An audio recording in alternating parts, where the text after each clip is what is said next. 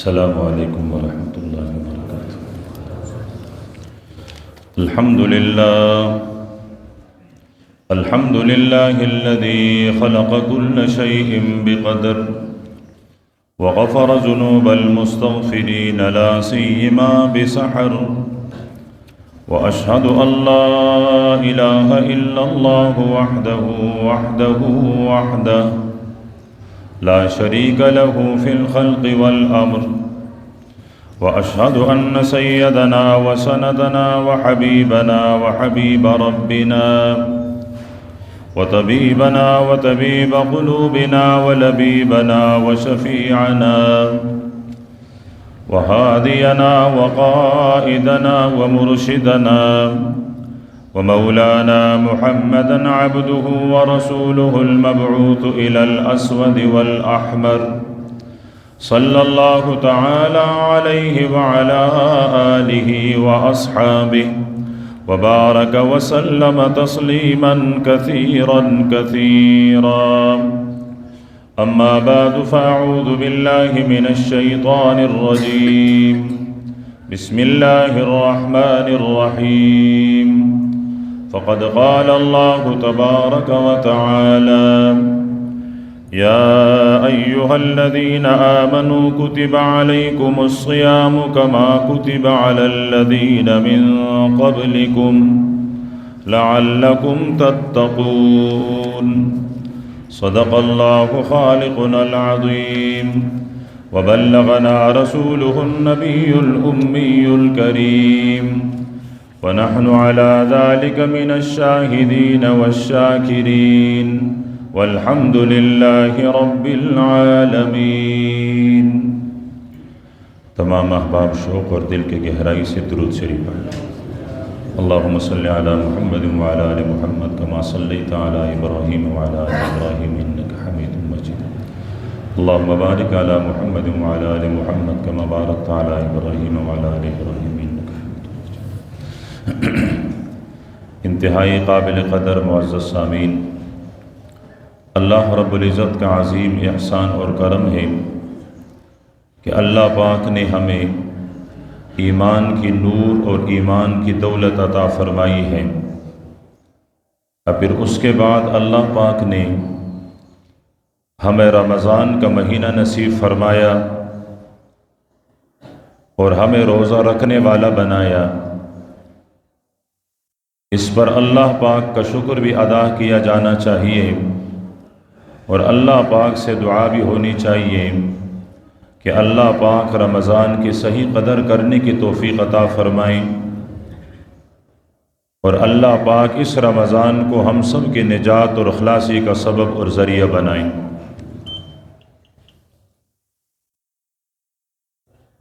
رمضان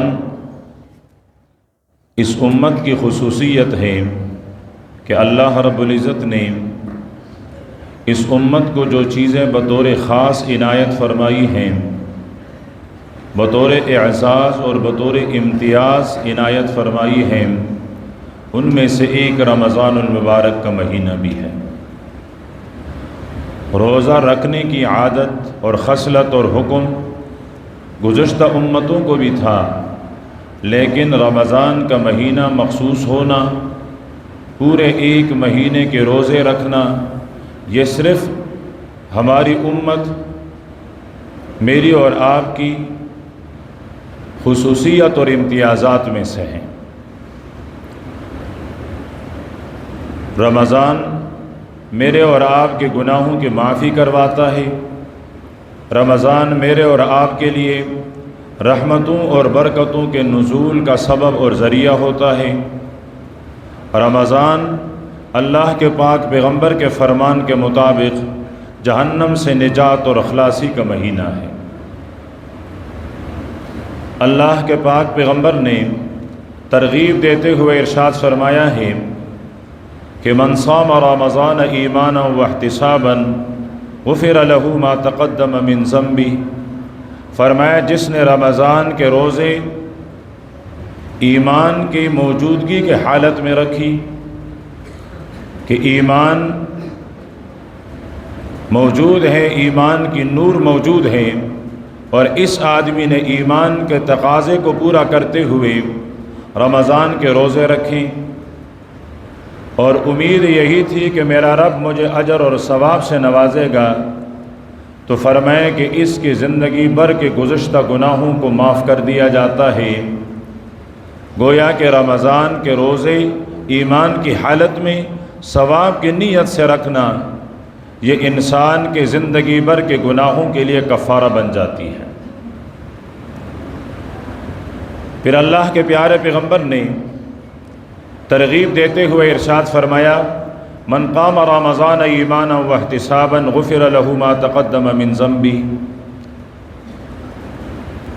جس مومن نے ایمان کی حالت میں ثواب کی نیت سے رمضان کے راتوں میں قیام کیا، فرمایا اللہ پاک اس کی گزشتہ گناہوں کو معاف فرما دیتے ہیں۔ رمضان کے مہینے میں دو چیزیں انسان کے گناہوں کے لیے کفارہ بنتی ہیں۔ ایک دن کا روزہ، یہ انسان کے لیے گناہوں کے لیے کفارہ بن جاتی ہے۔ ایک اور حدیث میں اللہ کے پیارے پیغمبر نے ارشاد فرمایا کہ ایک نماز دوسری نماز کے درمیان اور وقفے اور فاصلے میں جو خطا اور گناہ سرزد ہو جائیں اس کے لیے معافی کا سبب ہوتا ہے۔ فجر کی نماز پڑھی ہے، فجر کی نماز کے بعد اس انسان سے چھوٹے گناہ سرزد ہوئے، اس نے جیسے ہی ظہر کی نماز پڑھی تو اس درمیانی وقت میں جتنے گناہ اس سے ہوئے اللہ پاک ظہر کی نماز کی وجہ سے معاف فرما دیتے ہیں۔ ظہر کی نماز پڑھی ہے، عصر کے درمیان اس سے جتنے چھوٹے گناہ خلاف اولا نامناسب اور لایانی کام ہوئے، اس نے عصر کی نماز پڑھی، اللہ پاک اس درمیان میں جو اس سے خطائی ہوئی ہے وہ معاف فرما دیتے ہیں۔ فرمائے اسی طرح ایک جمعے کی نماز پڑھی ہے، اس پورے ہفتے میں اس سے جتنے چھوٹے گناہ ہوئے، آئندہ جمعے کی نماز پڑھی تو ہفتے بھر کے گناہوں کے لیے یہ جمعے کی نماز یہ کفارہ بن جاتی ہے۔ اور اگلا جملہ اللہ کے پیارے پیغمبر نے ارشاد فرمایا کہ ایک آدمی نے رمضان کے روزے رکھیں، رمضان کے بعد سال کے 11 مہینے ان سے چھوٹے چھوٹے گناہ اور خطا سرزد ہوتے رہیں، لیکن جیسے ہی اگلا رمضان آیا اور اس نے اگلے رمضان کے روزے رکھیں تو فرمایا وہ دوسرا رمضان سال بھر کے گناہوں کے لیے کفارہ بن جاتی ہے۔ کیا رحمت ہے اللہ پاک کا، کیا مہربانی ہے، کیا شفقت ہے اللہ پاک کا کہ ہم گناہ کریں اور ہمارے اعمال جو اللہ پاک نے میرے اوپر، آپ کے اوپر، امت کے اوپر لازم کیے ہیں، جو ہمیں ہر حال میں ادا کرنے ہیں، لیکن وہ میرے اور آپ کے گناہوں کے معافی کا سبب بن جاتی ہے۔ تو ان میں سے ایک رمضان کے روزے بھی ہیں جو انسان کے گناہوں کے لیے کفارے کا سبب بنتی ہے۔ اللہ کے پیارے پیغمبر صلی اللہ علیہ وسلم نے ارشاد فرمایا کہ اللہ پاک نے تمہارے اوپر روزے فرض کیے ہیں کما کتب علی الذین من قبلکم، جس طرح پہلے لوگوں پر روزے فرض کیے تھے۔ کسی پر 3 روزے فرض تھے، کسی پر 1 روزہ فرض تھا، لیکن فرمائیں کہ تمہارا اعزاز یہ ہے کہ تمہارے اوپر 1 مہینہ رمضان مکمل یہ روزے فرض کیے ہیں۔ فرمایا یہ تمہارا اعزاز ہے۔ اور اللہ کے پیارے پیغمبر نے ارشاد فرمایا، حافظ الحدیث حضرت ابو ہریرہ رضی اللہ تعالی عنہ روایت فرماتے ہیں، حضرت ابو ہریرہ جنہوں نے میرے پیغمبر کی رفاقت میں، میرے پیغمبر کے شاگردی میں صرف 3 سال گزارے ہیں، لیکن 3 سالوں میں ہزاروں حدیث کا راوی ہے۔ یہ 3 سال اس نے پھر لگ کر میرے پیغمبر صلی اللہ علیہ وسلم کی صحبت حاصل کی ہے۔ فرماتے ہیں کہ کبھی کبھی بھوک کی وجہ سے بے ہوشی طاری ہو جایا کرتی تھی، میں بے ہوش ہو کر گر جایا کرتا تھا، لوگ ہاتھوں کے تلوے، پاؤں کے تلوے مالش کرتے کہ یہ مرگی کے دورے ہیں۔ فرمایا کچھ مرگی کے دورے نہیں ہوا کرتے تھے الا الجوع، میں ابو ہریرہ بھوک کی وجہ سے نڈھال ہو کر گر جایا کرتا تھا۔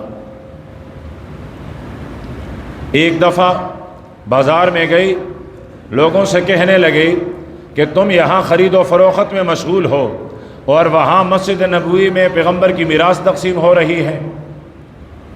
لوگوں نے اپنی دکانیں چھوڑی، دوڑتے ہوئے آئے، دیکھا مسجد میں کچھ بھی تقسیم نہیں ہو رہا، صرف چند جماعتیں وہ بنی ہوئی ہیں، 3-4 بندے یہاں ہیں، 2-4 وہاں ہیں، 5-10 وہاں ہیں۔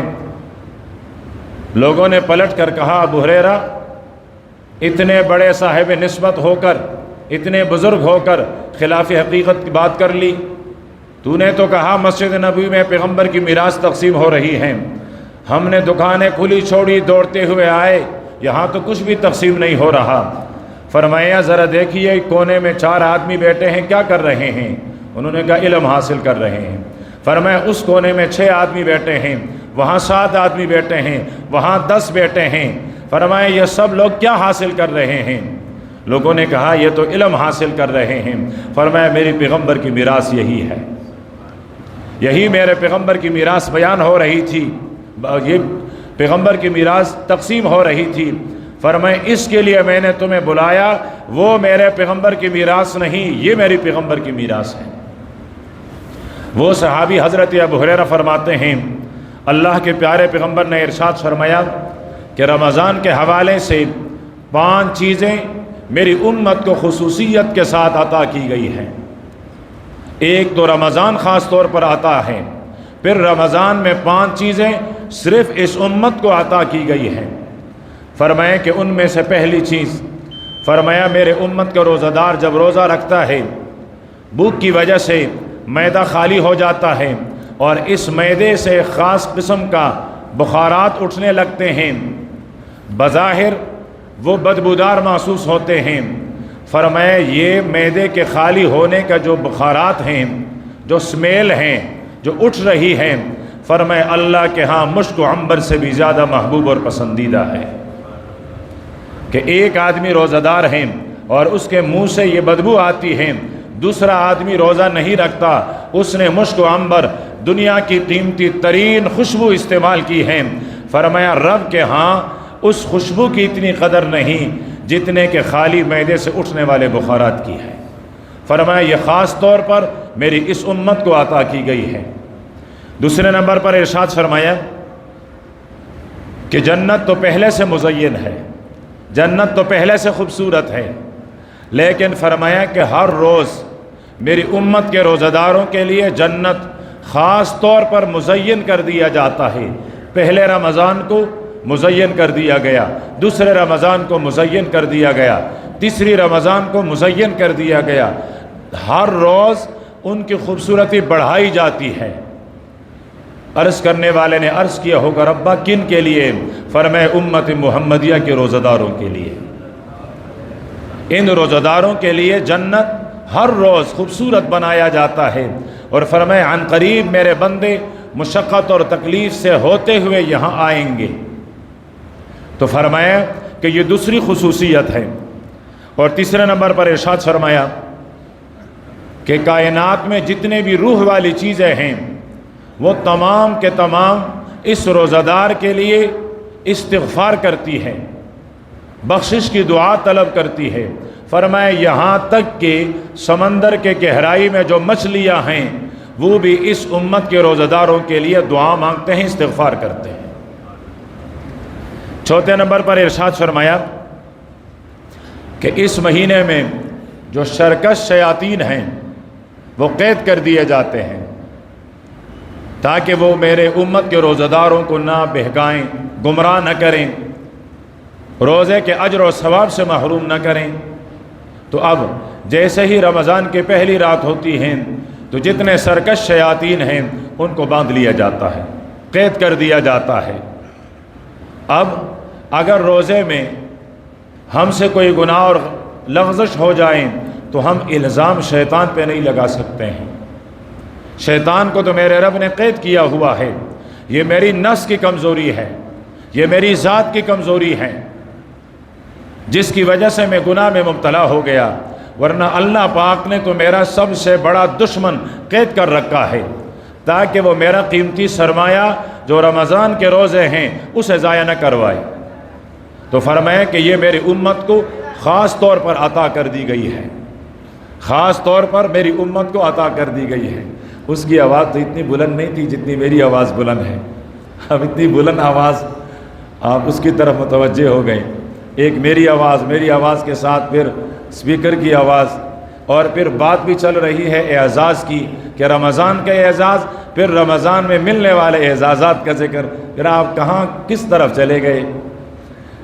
تو چوتھے نمبر پر ارشاد فرمایا کہ سرکش شیاطین وہ قید کر دیے جاتے ہیں، اور پانچواں اعزاز فرمایا کہ اس مہینے کے آخری رات ایسی ہیں کہ جس میں اللہ پاک سب کی مغفرت فرما لیتے ہیں۔ صحابہ کرام نے عرض کیا اللہ کے حبیب، یہ جس رات سب کی بخشش ہوتی ہے، مغفرت ہوتی ہے، فرمایا یہ رات لیلۃ القدر کی ہے؟ فرمایا نہیں، وہ تو اضافی طور پر مل رہی ہے ان کو، وہ تو الگ ہیں۔ فرمایا یہ جس رات سب کی مغفرت ہوتی ہے، فرمایا دنیا کا قانون یہ ہے کہ جب کوئی مزدور مزدوری کرتا ہے، مزدوری مکمل کرنے پر ان کو اجرت ملتی ہے، تو یہ لیلۃ الجائزہ، فرمایا آج کی رات، یہ جو آخری رات ہے رمضان کی، فرمایا اس رات ان کو ان کی اجرت ملنے والی ہے۔ اب اگر ایک آدمی کسی جگہ ملازم ہو اور وہ ملازمت نہ کریں، اپنی ڈیوٹی مکمل نہ کریں، اور مہینے کے آخری تاریخ میں جا کر مطالبہ کریں کہ مجھے میری تنخواہ دی جائے، تو کیا اسے اس کی تنخواہ ملے گی؟ بتائیے ملے گی؟ بلکہ الٹا اسے ملازمت سے برخاست کر دیا جائے گا، نکال دیا جائے گا کہ اتنے غافل آدمی ہو، نکمے اور بیکار آدمی ہو کہ تمہاری ملازمت ہے اور مہینہ بھر تو نے ملازمت نہیں کی، تجھے تو اس نوکری سے ہٹا دیا جانا چاہیے، اور کہتا ہے کہ مجھے میری اجرت ملے۔ فرمایا اجرت نہیں ملے گی۔ اور یہاں اگر ہم نے اپنے روزوں کو ضائع کیا تو پھر آخری رات جب سب کو اجرت مل رہی ہوگی، ہم کف افسوس مل رہے ہوں گے کہ کاش ہم نے بھی روزوں کو صحیح طریقے سے رکھا ہوا ہوتا تو ہمیں بھی اللہ پاک اجروں سے اور انعامات سے نوازتا۔ تو آج چونکہ ابتدا ہے، آج سے ہم اپنے روزوں کی حفاظت کریں۔ علامہ ابن قدامہ ایک عالم گزرے ہیں، محقق عالم ہیں، فرماتے ہیں روزوں کے لحاظ سے لوگوں کے مراتب تین قسم کے ہوتے ہیں، تین قسم کے لوگ ہیں۔ فرمایا ایک عام آدمی کا روزہ ہے، جس طرح ہم سب عام آدمی، ایک ہمارا روزہ ہے۔ فرمایا وہ کیا ہے کہ اپنے آپ کو کھانے پینے سے بچانا اور پیٹ کو خواہشات سے بچانا، یہ عام روزہ ہے، ہر آدمی کا روزہ ہوتا ہے، کھاتا پیتا بھی نہیں ہے اور اپنی خواہشات کی حفاظت بھی کرتا ہے۔ دوسرے نمبر پر ارشاد فرمایا کہ خواص کا روزہ، جو اللہ پاک کے خاص لوگ ہیں ان کا روزہ، فرمایا کہ پھر ان کا زبان بھی روزہ دار ہوتا ہے، ان کے آنکھیں بھی روزہ دار ہوتی ہیں، ان کے کان بھی روزہ دار ہوتے ہیں، ان کے ہاتھ بھی روزہ دار، ان کے پاؤں بھی روزہ دار، نہ زبان سے غلط بولتے ہیں، نہ آنکھوں سے غلط دیکھتے ہیں، نہ کانوں سے غلط سنتے ہیں، نہ ہاتھوں سے اور نہ پاؤں سے غلط چلتے اور پکڑتے ہیں۔ فرمایا یہ اللہ پاک کی جو خواص ہیں ان کا روزہ ہے۔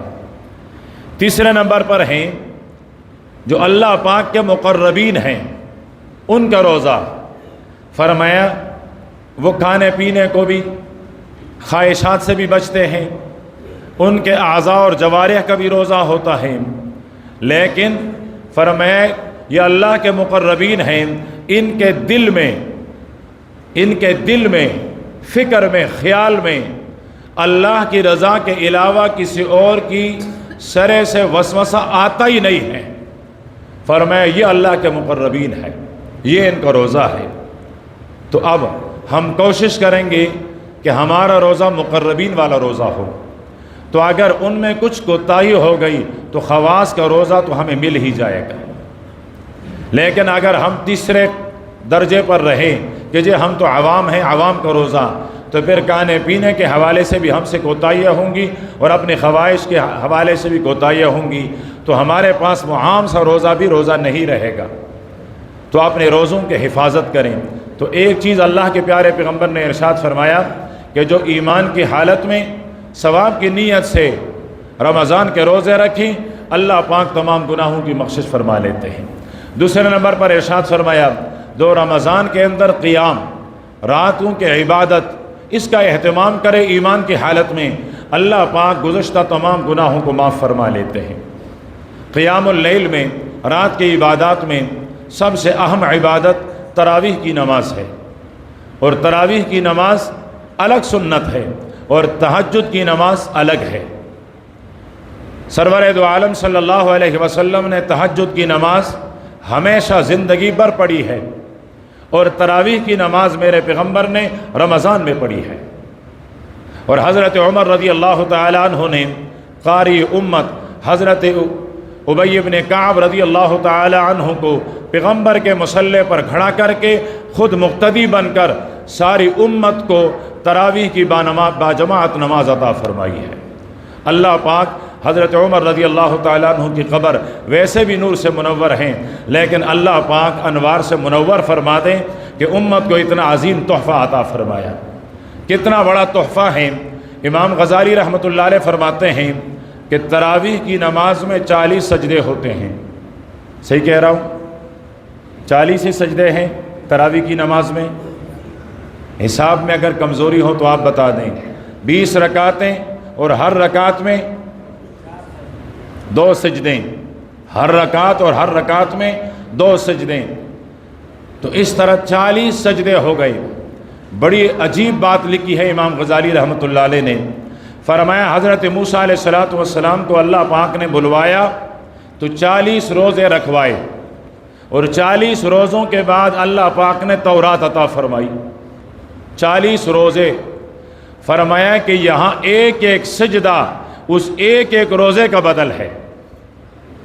اندازہ کیجئے، وہاں بھی ایک ایک روزہ رب کے دربار میں لے جا رہی تھی۔ فرمایا یہاں ایک ایک سجدہ رب سے ملاقات کا ذریعہ ہے۔ تو 40 سجدے، یہ 40 ملاقاتیں ہیں رب کی، اور اللہ کے کلیم پیغمبر حضرت موسیٰ علیہ السلام کے روزوں کے مقابل ہے۔ تو ہم ان سجدوں کی حفاظت کریں۔ جو بڑے بڑے شیطان ہیں وہ تو قید ہیں، لیکن اگر انسانوں میں سے چھوٹے چھوٹے شیطان یہ وسوسہ ڈالیں کہ جی تراویح کی رکعتیں تو 8 ہیں، تو آپ ان کے وسوسے میں نہ آئیں، خیال کریں کہ یہ چھوٹا شیطان ہے جو وسوسہ ڈال رہا ہے۔